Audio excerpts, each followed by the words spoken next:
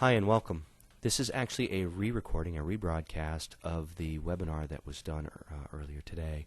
We're redoing the broadcast because we had three relatively major technical difficulties, and I don't want to impede the information. It should be presented in its appropriate format. So we have re-recorded. I'm saying this so that you may spend an extra minute and listen to the detail, because there was some detail missing in the original broadcast. So what this webinar is going to cover, in case you haven't already seen the webinar, it's going to cover, in a Mission Impossible style, a quick overview of existing marketing options. We're going to show you what we think is currently available and the goods and the bads of it. We're going to segue then into some new opportunities, some new providers, new vendors, new marketing opportunities for online retailers. And this is something I think everybody should follow along with and see if they're applicable to your marketing campaigns and your channel programs. And then lastly, I'm going to take a shot at putting all of this together in comprehensive channel campaigns for everyone. I picked three scenarios, and I'm going to go through them. None of them are real merchants, but hopefully you'll follow the logic behind the decisions and then use your own logic to make your own decisions. That's the idea. So let's get started with the webinar. First section here, we're going to talk about some of the existing marketing possibilities. First one we're going to talk about is comparison shopping engines. And if you're not familiar, comparison shopping engines would include Shopzilla, Shopping.com, Smarter, Become. We have over 100 of them listed, and we feed to them, and so there's a lot to choose from, and that's what a comparison shopping engine is. So the goods and the bads. There is typically a small fee per click, tens of cents, 30, 40, 50 cents, something like that typically. And there is no guarantee of a sale for that money, though. It's they're sending you leads, and you need to convert them from your storefront into a sale. The costs are controllable, but you typically want to use some campaign management or channel management tool to see what is and isn't working and sort of get a comprehensive way of doing it. There are a whole lot of different alternatives for CSEs, and that's good. On the other hand, there's so many that it turns into a research project. You have to figure out who's best and what's best for you. And although we do help with that at Merchant Advantage, leading you through the landmines of who's good and bad, and we make some suggestions to you. And bottom line, when managed correctly, comparison shopping engines typically make a lot of money. They're very, very effective. Unmanaged, however, we have seen merchants, when they come to us because they didn't manage them, and they ended up being actually costly. There was no return on ad spend. There was a loss. And so it's the good and the bad. We typically think it's good because we're in the business of making it good. For marketplaces, some goods, well, we get rid of that pay per lead, and we now make it pay only when a sale occurs, which is good. On the bad side, though, you lose a percentage of each sale. It's not unusual to be 15%, for example, of a sale. And so although you only pay when there's a sale, you pay more for that sale. And it does help move products in a really good way. Everybody that we have, and we have a lot of people using marketplaces, all the people that we have using marketplaces are happy with them and moving a lot of product. However, the consumers typically become aware of the marketplace and not necessarily the retailer. So when it comes to brand equity, this is not a clear winner. It is tailored to move products, to help sell products. And thirdly, the consumer interface is all handled by the marketplace. The good news being they do cross-sells, upsells, and do everything that they need to bring consumers from the internet at large into their site and specifically to products and purchase. Bad news, it's a bit complex to be able to send your products and access your orders and so forth to various marketplaces. If you're not aware of what a marketplace is, some might include Shop.com as a marketplace, Amazon is a marketplace. Another might be Underbid, a lesser-known marketplace. So marketplaces are really a great way to move products, as long as that's what you're trying to do. It's a little bit difficult to interface with them sometimes, and brand equity is not at the top of the list for the win here, but certainly they move products. Affiliate providers is sort of the best and worst of the two worlds of CSEs and marketplaces.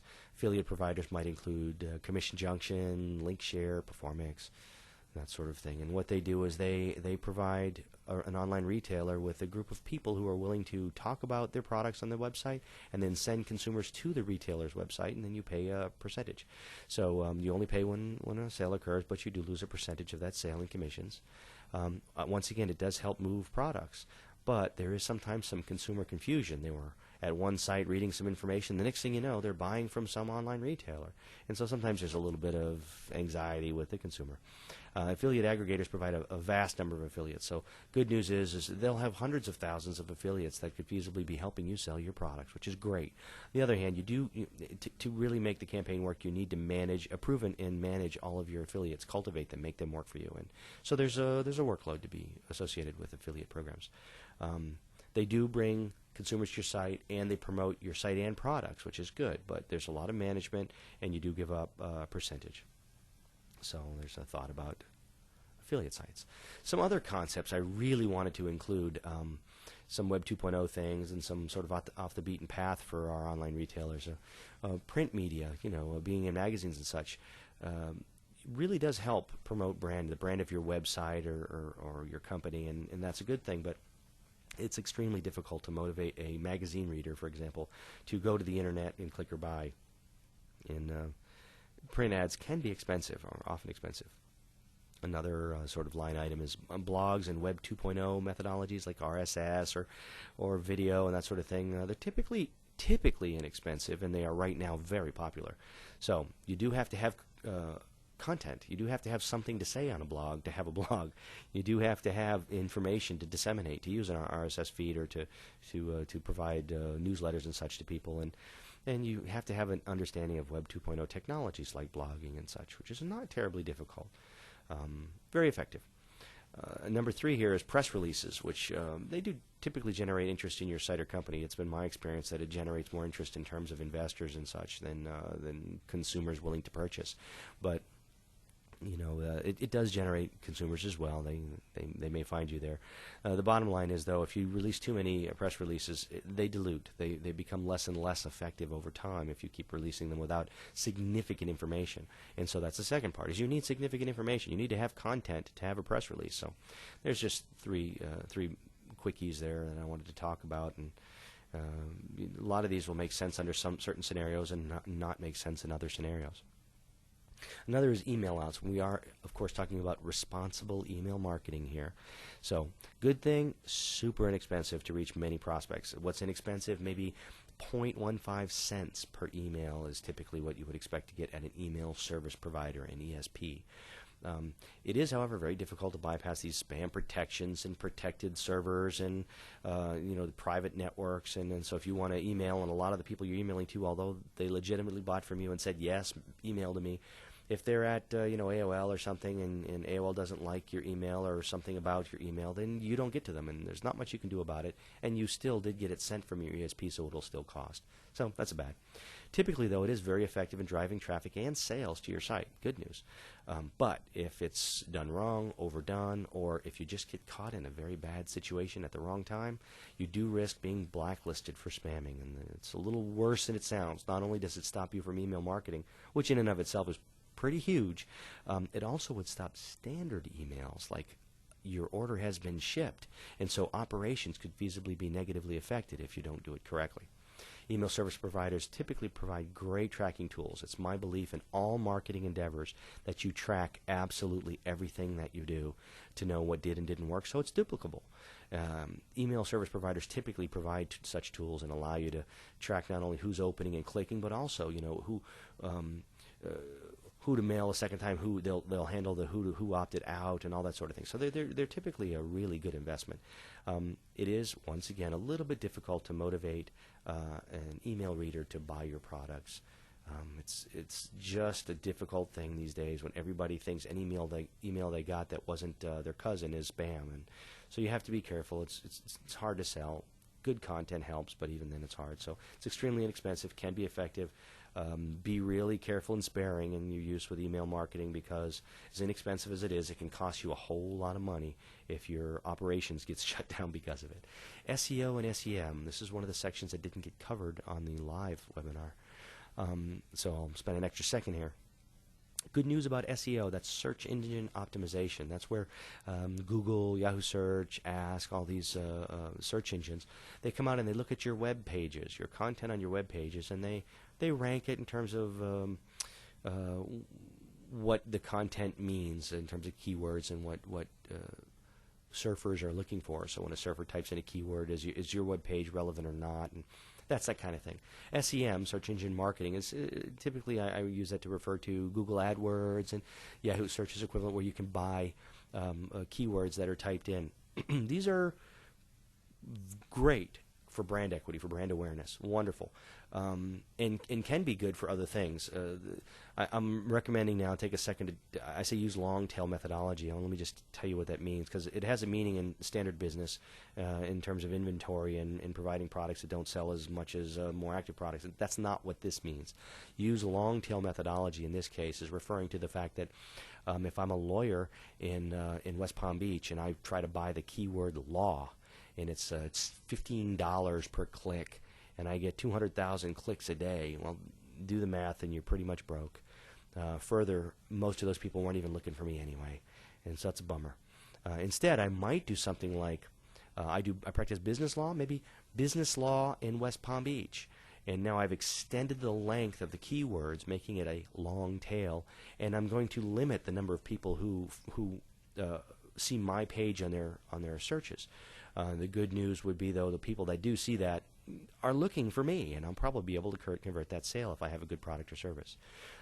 So there's tools on the various SEO and SEM engines, the various search engine to let you see what kind of click expectations you can have for a particular word and which one makes sense and doesn't. So use their tools. They're excellent in search engine marketing. Is huge.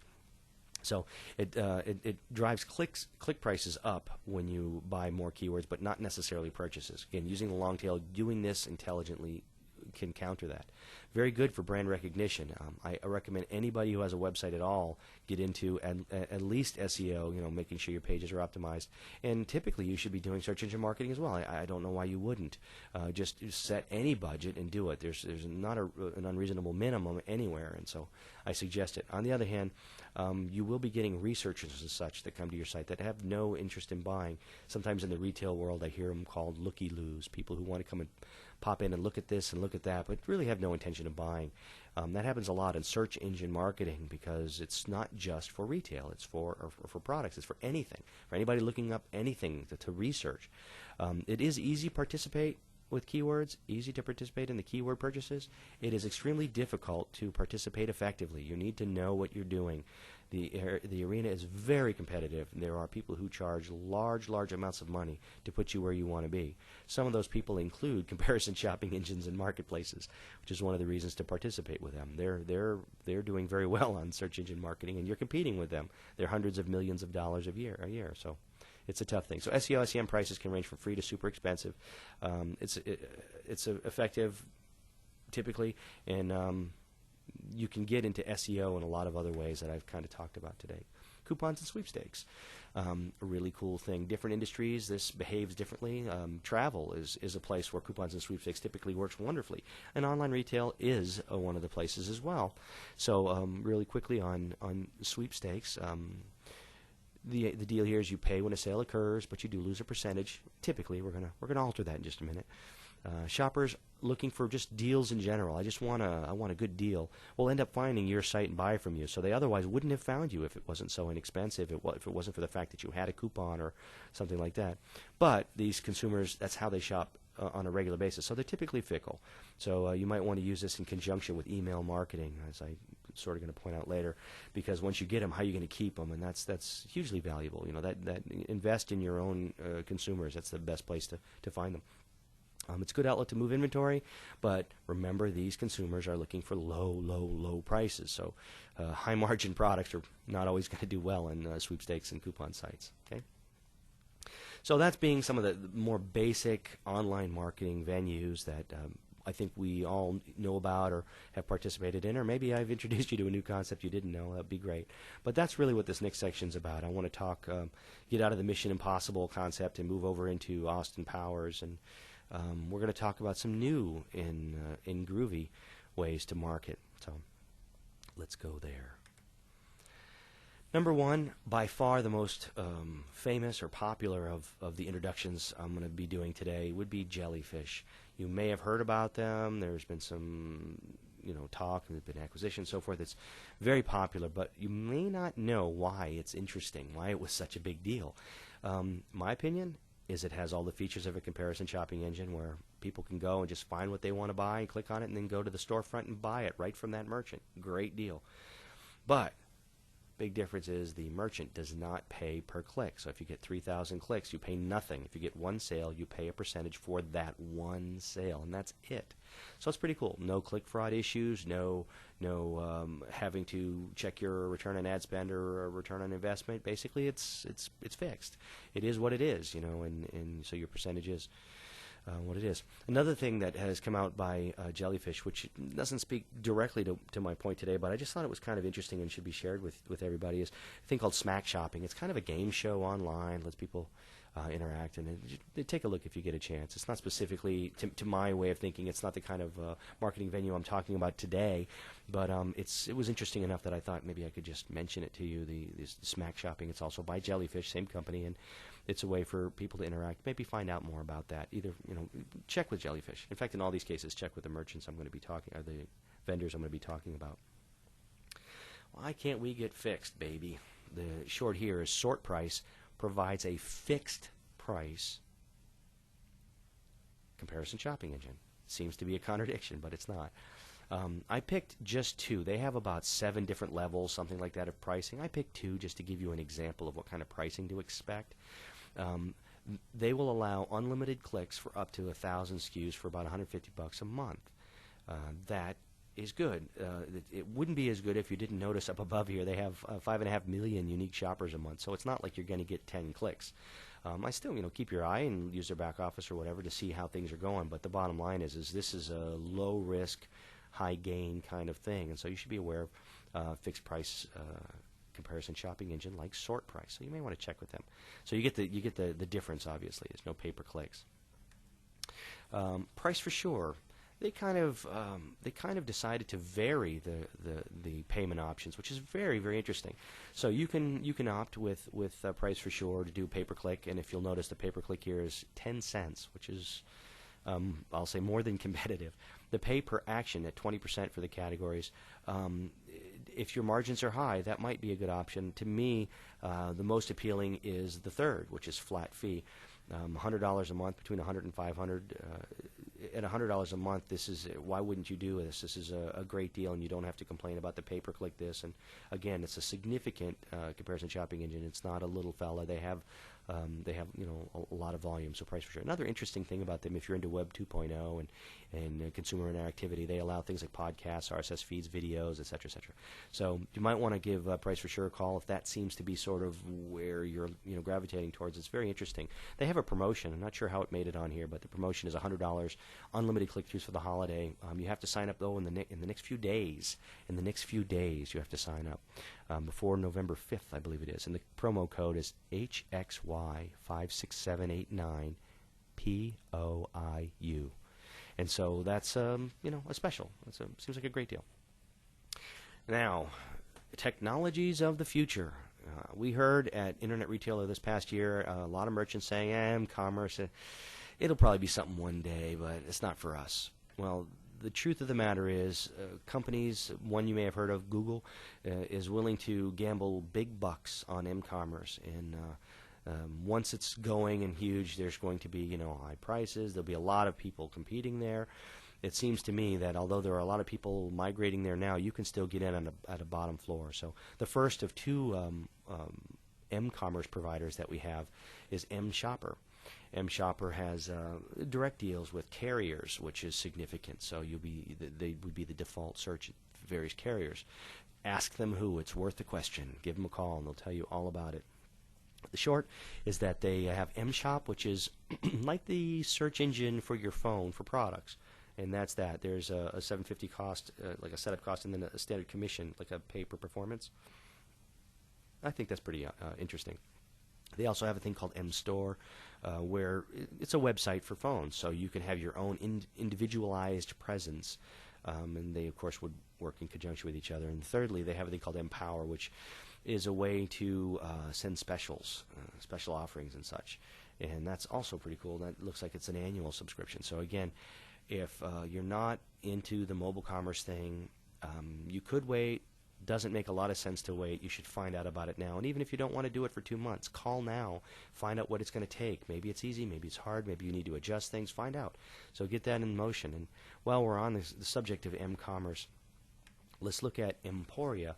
It's from a cost standpoint, perhaps perhaps a little less expensive, but they have a different approach. And Emporia has a product called Go Mobile, which is the storefront concept. And the story here is they price based on your SKU count. So if you have, 100 SKUs, 10,000, 100,000, or more than 100,000, they have price points, and you can look at them. They're very, very inexpensive. This is something you might want to give three to 6 months to try and see how it works, and then dive in all the way after that. So just give it some thought. We say 3 months for almost any marketing endeavor to see what is and isn't working. I would say though, don't just get a gold account with Go Mobile and expect things to commit. You do need to start cross-coordinating, as I talk a little about it at the end of the presentation. What you really want to do is you want to start talking up your m-commerce. If I'm on the web, I'll buy from you on the web. But what if I need something and I'm not on the web at the time? Will I remember your mobile website, et cetera, et cetera? So these are some things to think about. I suggest you ask one of the experts. I know what m-commerce is and where it's headed, perhaps, but I am not an m-commerce expert.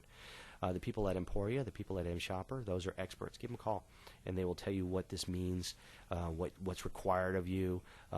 You can see that Emporia says it takes less than 30 minutes, is simple, and requires no in-house development. That's appealing to me, but let's go to the next one.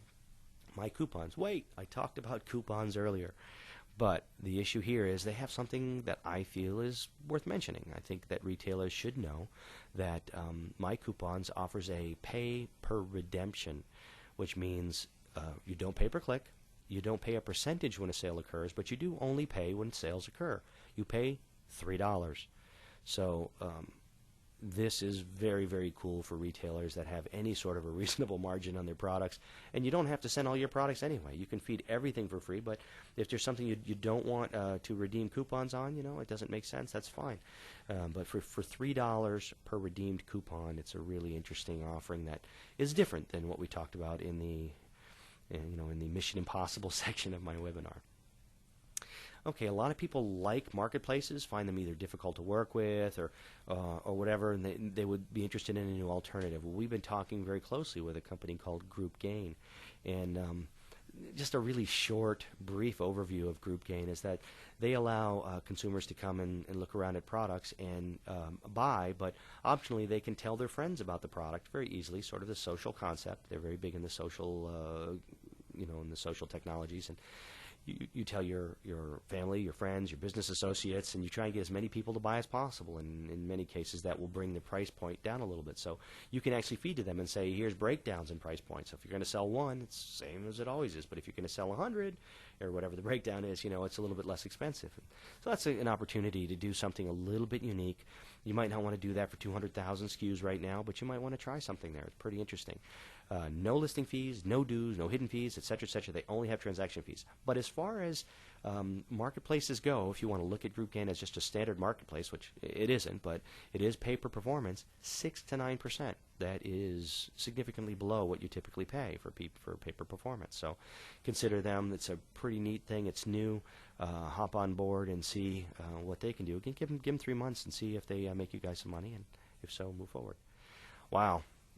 This afternoon when I did the original presentation, one of the wrong slides came up. It threw me off a little. This is not a wrong slide. This does belong here. If you know who SLI Systems are, they are a provider of a tool, a software tool that works in conjunction with your storefront software. It allows consumers to have a much more powerful, intuitive, intellectually driven search, and it allows them to find the products that they want with quicker, fewer clicks, and we all know that tends to convert better. And they have all kinds of technologies, which I will let the SLI Systems people tell you about. Very cool technology, allowing their systems to know which products are higher and lower. But that's not why they're on my slide. I brought them here because they are a huge offering in terms of search engine optimization. They are generating content that's spidered. They are actually working to bring merchants to you, and then, the more obvious, converting those browsers to purchasing consumers. So I'm really talking about them today because of their SEO and their content SEO kind of interactivity, and that's why they're here as a marketing venue. You know, arguably they could be taken off of two areas of your chart of accounts. One as a software tool for site enhancement, and one as a marketing offering. So, you know, maybe split their fee in half. It's not that expensive anyway, but cut it in half by splitting it in your chart of accounts. Okay, so we've talked as a Mission Impossible about the old, and we've talked as Austin Powers, Groovy Baby as the new, and now I'm going to take my shot at being a little more serious, and I'm going to be 007 now. We're going to try and put it all together, but I want to say once again that think of this as a brainstorming session. I'm not expecting anybody to take what I've said here and then go do it. I'm hoping you'll listen to why I've done what I'm doing in these next 3 slides, and maybe think it through with reference to your situations and see what does and doesn't fit in your specific situations. And if I get you guys to do nothing but just look at these options and see how they fit into your current channel management, it's a win. It was a great webinar for me, and so let's see what I can do here. This is my scenario number 1. I created a mock retailer. This retailer is in a niche arena, maybe like hobbies or I don't know, something very unique and where people kind of gravitate towards as a special area, and they provide a kind of small number of SKUs. And they're consumables. Let's say they're consumables, and so we got $1,500 a month budget. We got 2,100 SKUs, 30% margins. Well, that's good news, but $20 price point. That's not. So if I were going to try and make up a channel management campaign for this particular merchant, I would need a tool to manage it, of course, and we're going to say they're going to use Merchant Advantage Lite, which is $145 a month. Which, by the way, you would immediately send out to 3 free comparison shopping engines, I would think. If you're not already on some of these, you certainly should be. Search engine marketing is something you probably want to do in this case. Being as you're in a niche, this scenario 1 merchant is in a niche place, he probably should be trying to raise interest with the keywords that are relating to this niche. Email service providers I have in there because even though the budget is low, it's a consumable. You've got to remind them to come back and get it, and so that's why they're there. Other is a web, speaking primarily about Web 2.0 technologies, because you have enthusiasts that you sell to, because it's a niche area. You're probably going to want to have maybe a blog where you talk intelligently about products and things in the industry. Hopefully you are or have access to expert information. You might want to have an RSS feed for people to pull the latest, greatest info on whatever this niche is. And so they're so inexpensive. Web 2.0 technology is a blog software. There's free ones, but if you want to pay, it's inexpensive. $15 a month, $20. It's really inexpensive. You just need to have the in-house expertise. Some sort of m-commerce solution. I think I have a monthly fee. You might want to go pay per performance. You can use m-commerce, m-shopper as your m-commerce solution. You could use Emporia. I don't know if you want just the storefront there, if you want the carrier's traffic. You make the decision, but some sort of m-commerce involvement would make sense here because I'm a hobbyist and I'm an avid purchaser of consumables. I might not have a computer when I need the consumable. I might use the phone. Okay, that's the thought. A flat fee CSE is a great plan. I just do it. See how it works. If they're not sending you the appropriate traffic, you can say no, but you should certainly give it a shot. Try it. I think you'll like it. I've been wrong before, but it just seems like, knowing what people pay today for their marketing, it seems like a good value. So consider that. Because of the huge margin, pay per performance just fits perfect with this merchant. So I would do group gain. I would do marketplaces. I would consider a lot of marketplace and pay per performance type venues.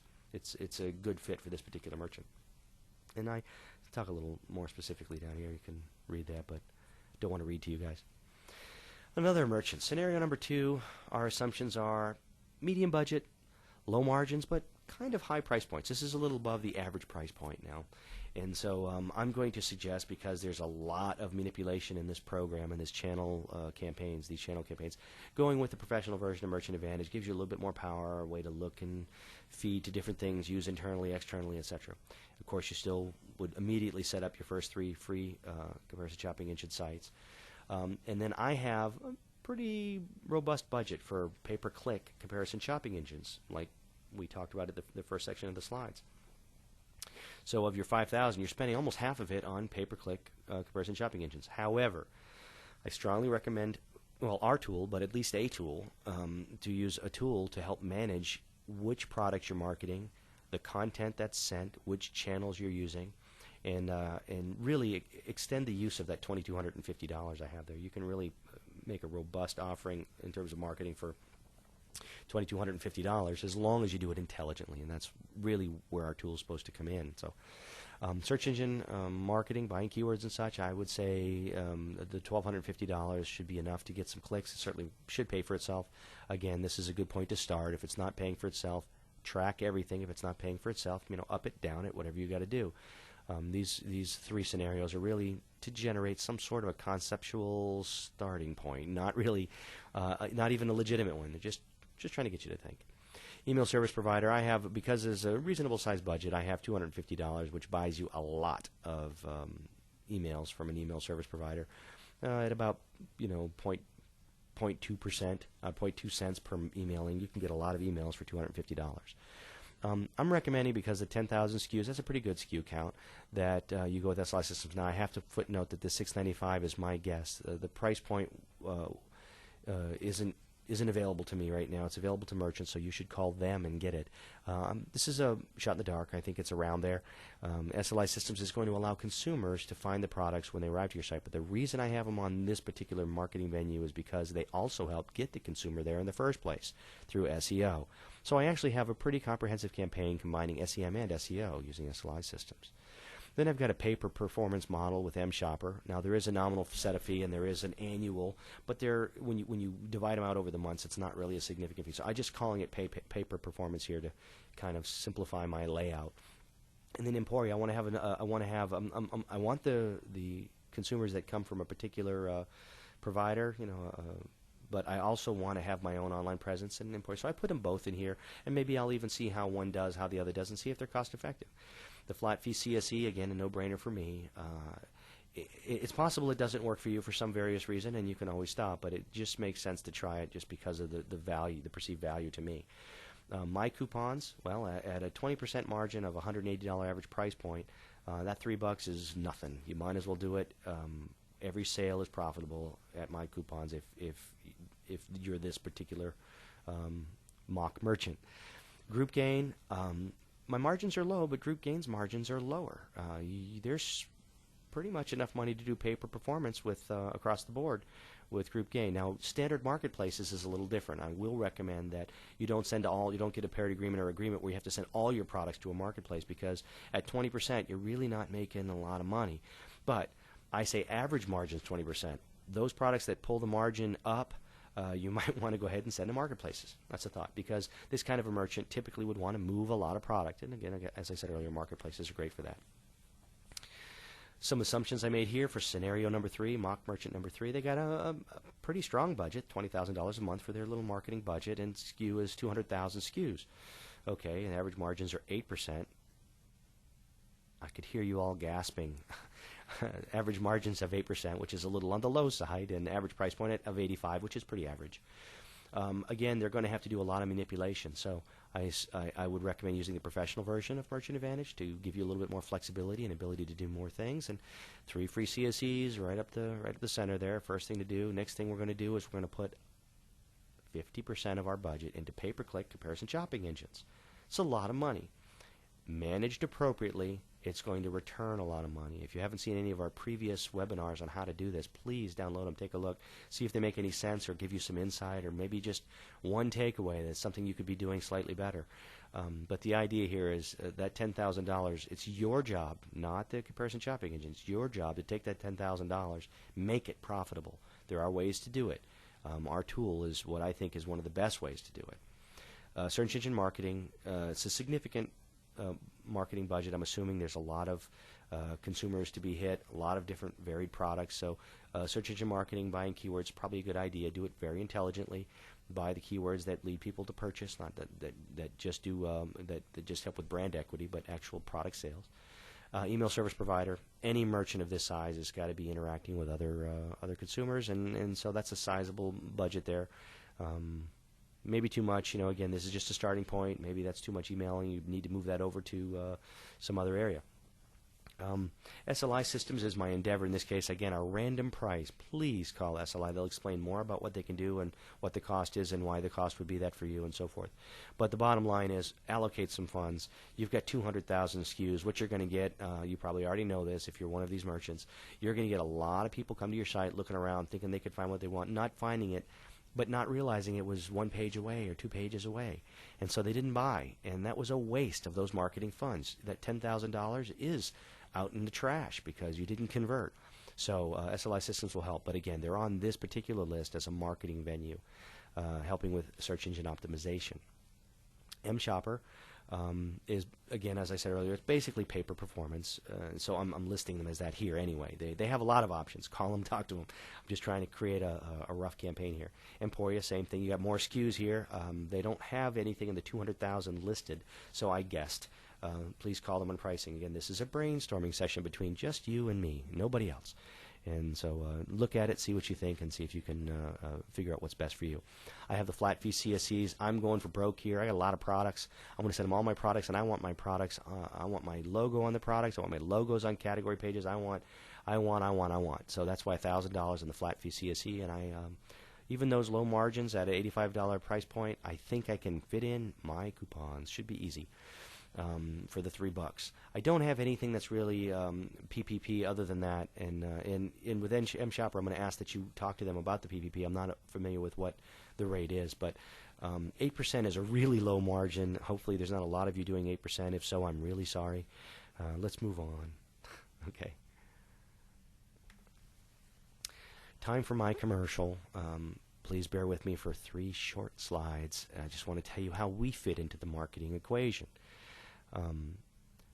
Most importantly, we don't have transaction fees. We don't have revenue share. We don't typically charge setup fees either. We make a flat fee per month, either $145 or $295, depending on which version you pick, and that's right now that's it. And so it's not an expensive tool. And what it does for you is that it takes the information from one or more of your storefronts, brings it into the application. Sorry about that. And it sends them out to the various channels. By going to each of the channels individually, you can control the content to each of the channels. You can change the information on each product. You can change which products are fed. You can change, of course, the formatting and the protocols with which to use. You don't even have to know most of what I just said. You just have to know that we make it a whole lot easier. We can automate the import of products from your storefront, with very few exceptions. We can automate the sending to all the various channels with no exceptions that I know of. Maybe one. And so we can send all of your products to these various channels. And the flow, as it shows on the right side of the screen, is we import your products, we convert the content, we send it to whichever channel you like, converted the way you want in terms of which products are sent and what's in them. Then we track the performance for anything where you're concerned with return on ad spend or return on investment. And so that's the overview of what our product does. This is a view of some of the screens for our professional version. It's an application that runs on your desktop. I'm showing you here a conversion, a mass update conversion, and how to schedule a weekly feed. It's pretty easy, time of day, which days, just Tuesday, Shopzilla, wherever you're going. So this is the light screens. It's web-based, as I said, and this is a screen that channel screens where here I'm selecting which products I want to send. I want to send all my active products that are more than $35. I can say that are in a category, or that are less than this or more than that, or have this number in it, or anything you want. And so you pick which products to send. Find out more about that by having a product demo. So that takes me to the third and last slide for our product. In addition to the software, whichever version you choose to use, we also provide weekly training webinars on how to use the application, on how to interface with a particular channel, and so forth. We also have promotionals. Most of our partners, the vendors that some of which I showed you today, they all try to entice you to give them a try, because once you do, you typically like them, and so they're willing to extend some courtesy to our users, who are typically easier to work with because they have a tool, a software tool to convert. So these are examples of 3 of the three of the specials that we might be offering. We have live support the first 30 days. We actually call you, ask you when you're available, do the install with you. Make sure you can download the application. You can log in, that you know how to do an import from your products, how to get them into the application, how to do maybe a couple of basic conversions, and then at least one feed. We call you back in a few weeks, and we try to get you a little bit more advanced, maybe get a little bit more out of the application, teach you how to really use it. In the middle there, if you're going to be doing any of the comparison shopping engines or anything that requires return on ad spend measurements, we do an install with your IT department, or you if that's who it is, to make sure your tracking works appropriately, so you can use our tool for judging what is and isn't working in terms of channels or categories or products. We can even show you down to the level of what did the consumer see at the particular channel page he was at when he clicked to you. So there's a whole lot of detail, and we start off with which channels are making me money and which aren't. So please consider having a demo. Just go to the URL listed or give us a call. We'll schedule it. You don't have to be available right now. You could schedule it for tomorrow or next week. We'll go through and show you basically what our product does. And it happens to be one of the techs, so you can ask. Once you do a demo, you typically can ask a pretty high-level question, and they'll answer. They're the ones who know. So thank you very much for taking the time to review some of the information I presented. I hope it made some sense. I hope it kind of entices you to get active and organize your channel management, your channel campaigns, and make them make sense, make them interoperate appropriately with each other. The questions asked today that did not get answered during the webinar will be provided under the etaildetail.com site, Tattler section. It's a forum. And then Ammo for 2008 is the web thread that you'll follow and read the questions and answers if you are so inclined. There's a lot of information under Etail Detail. Our partner information over on our site is pretty valuable. So again, you are cordially invited to give us a call and do a demonstration of our software and see how it looks and how it might be able to help you. Again, went through quickly, but this is now in video. Back up, listen again, send in questions if you have questions.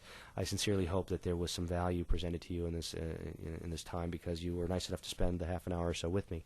Thank you very much for your time, and I look forward to seeing you perhaps at our next webinar, late January, early February. You will be notified. Thank you very much.